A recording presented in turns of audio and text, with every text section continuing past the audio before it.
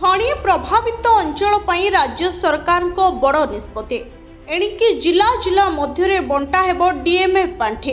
खनि प्रभावित अंचलर विकास पई आसला नुआ नियम।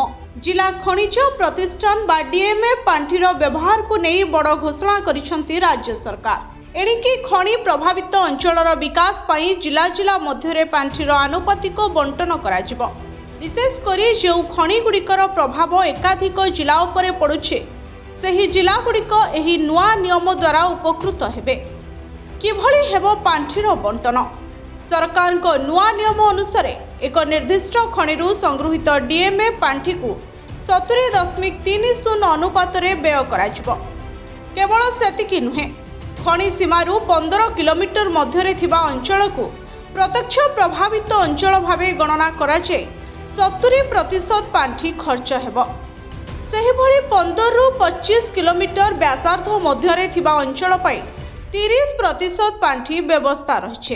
तेबे गुरुत्वपूर्ण कथा हेउछे खनि सीमा ठारू 25 किलोमीटर बाहर कोनोसी भी परिस्थिति रे एही टंका खर्च करा जाई पारिबो नाही।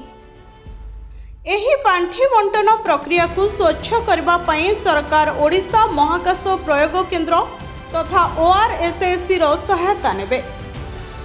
खनि और भूतत्व निर्देशक ओआरएसएससी को सह समन्वय रक्षा करे भौगोलिक तथ्य संग्रह करिवे एवं प्रकृत प्रभावित अंचल को चिन्हट करिवे। यहाँ परे चिन्हट होइतिबा विवरणी संपृक्त जिलापाल मानकु जणाई दियाजिबो। राज्यपालक अनुमोदन क्रमे एही नुआ बंटन व्यवस्था 2026 जून पहिलारु सारा राज्य रे कार्यकारी होइतिबा जणा जायछि। जो जिले में खनि रही सेठाकार खनि उपनिर्देशक पांठिर हिसाब करेंगे एवं जिलापाल अनुमति नहीं पड़ोशी प्रभावित जिला को सूचना देवे।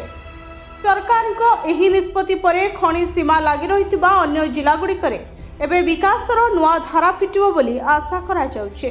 Bureau report, Odisha fast.